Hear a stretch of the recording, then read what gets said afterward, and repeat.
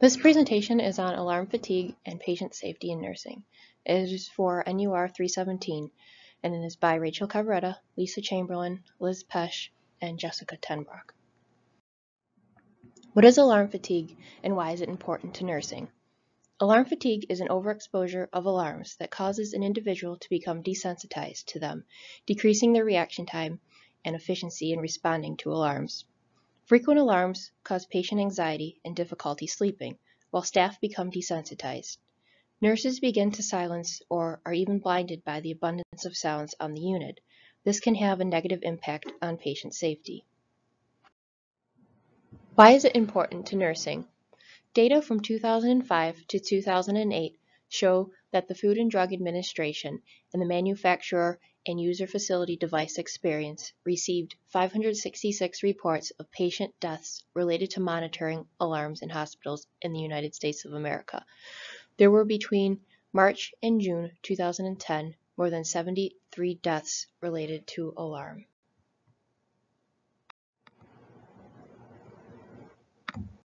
Literature review. One qualitative study titled Clinical Alarms in Intensive Care, Implications of Alarm Fatigue for the Safety of Patients. The authors used a convenient sample of 88 patients on a critical care unit to observe alarm type and efficiency for a total of 40 random hours split equally from day and night shift from March until June 2012. The study concluded a total of 426 alarms were recorded, 227 triggered by multi-parameter monitors, and 199 triggered by other equipment, including infusion pumps, hemodialysis, mechanical ventilators, and intra-aortic balloons in the 40 hours of observation. There was an average of 10.6 alarms per hour. According to the study, most alarms will go off for a period of 3 minutes if not responded to, then will shut themselves off before going off again. Some of the alarms can be set by staff and others to have predetermined parameters. Alarms set by staff can be easily set to a less audible decibel and can be masked by the other noises on the unit. The amount of noise on the unit can be contributed by staff stress, burnout, conflict, patient insomnia, increased need for medication, and increased length of hospitalization. Nurse alarm fatigue and effects on patient safety. In a study conducted while a researcher observed 5 patients that had alarming monitors, it was found that 60% of the alarms, it took 10 minutes to answer the alarm, which considered this alarm as not answered.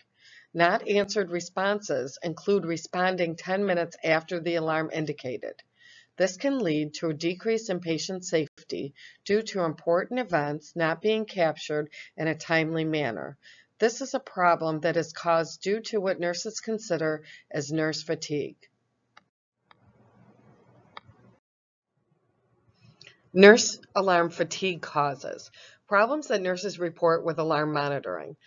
Several alarms with similar tones, so it's hard to distinguish which alarm is sounding. Nuisance alarms, which occur frequently, causing slow response at times to responding. Inadequate staffing was also a problem to slow response times with alarms, and no centralized alarm monitoring system. Nurse feedback on changes that could assist in improving alarm use, which would reduce nurse alarm fatigue. Problems that nurses report with alarm monitoring. Alarm sound should differentiate the priority of the alarm. Installing staff central alarm management systems. Individualized, personalized monitoring alarms. Training staff on monitoring alarms.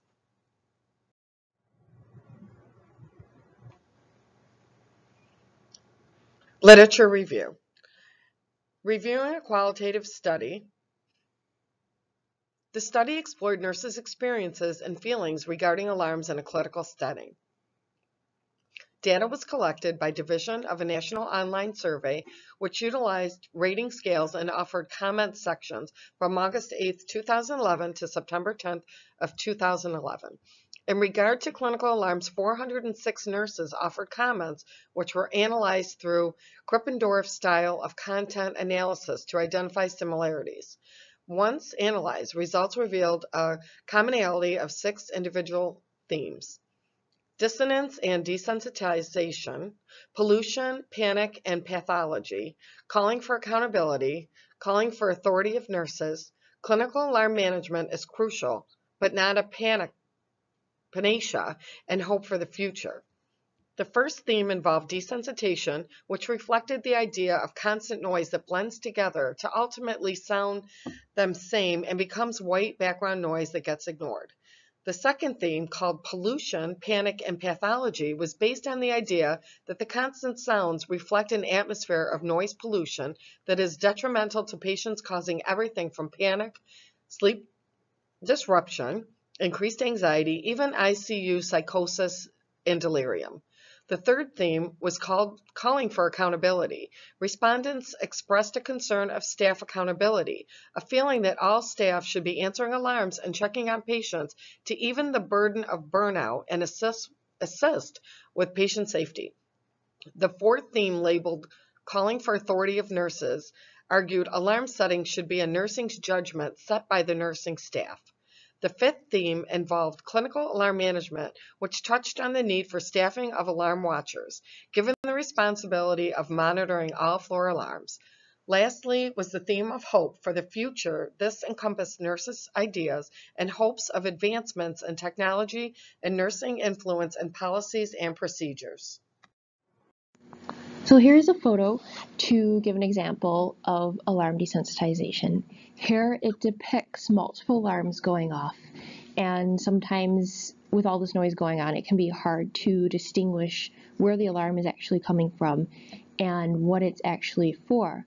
We also can get used to just constantly hearing these alarms going off, and like the caption shows, it can cause us to become desensitized and even ignore them. Conclusions from current research. Studies have shown a high rate of audible alarms per hour, with a higher rate of these alarms being marked as nuisance alarms. These alarms are shown to negatively impact patient care. The research on this topic is limited. Staff nurses have self-reported desensitization to alarms. The research has shown a devastating lack of information on this topic and provides limited guidance to patient safety promotion and for implementation of interventions. No definitive research has been conducted to identify what is best practice. Facilities are left to individually determine policies they see fit to provide the best patient outcomes. So just to add a little humor, you know you're a nurse if bed alarms equals dramatic Olympic-styled running to your patients' rooms. Design. Nurse educators could be utilized to educate the clinical staff regarding the importance of use of alarms, alarm parameters, and the effects of patient outcomes related to alarms not being answered in a timely manner. Nurses would need to also educate their patients and families. With the interventions being implemented, there should be a decrease in the amount of insignificant alarming, which will help to improve patient safety and quality of care. Implementation. Describe the setting and how the idea is implemented. What is the plan? Purposeful rounding could help to decrease the negative outcomes related to alarm fatigue. Setting the parameters of the alarms realistic to the patient's baseline or conditions would be helpful. Clinical staff education regarding the importance of acknowledging alarms. Evaluation. We could evaluate based upon the patient outcomes and nursing response time. Based upon the outcomes, we'll be able to determine if we should adapt, adopt, or reject the practice change. Monitor progress of design. We would continue to monitor the alarm response rate after implementation. We would provide a survey to nurses to get their feedback regarding the change.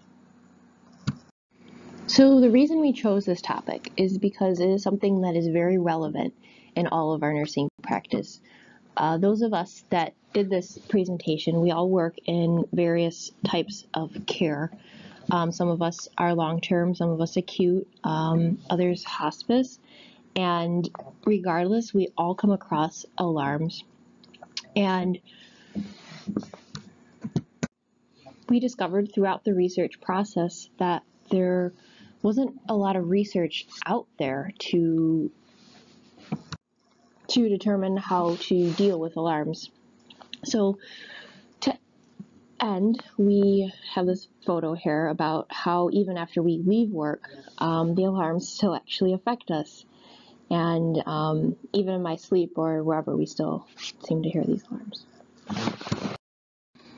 We would all like to thank you for taking the time to watch our presentation. We hope you enjoyed it and got something out of it more than a headache.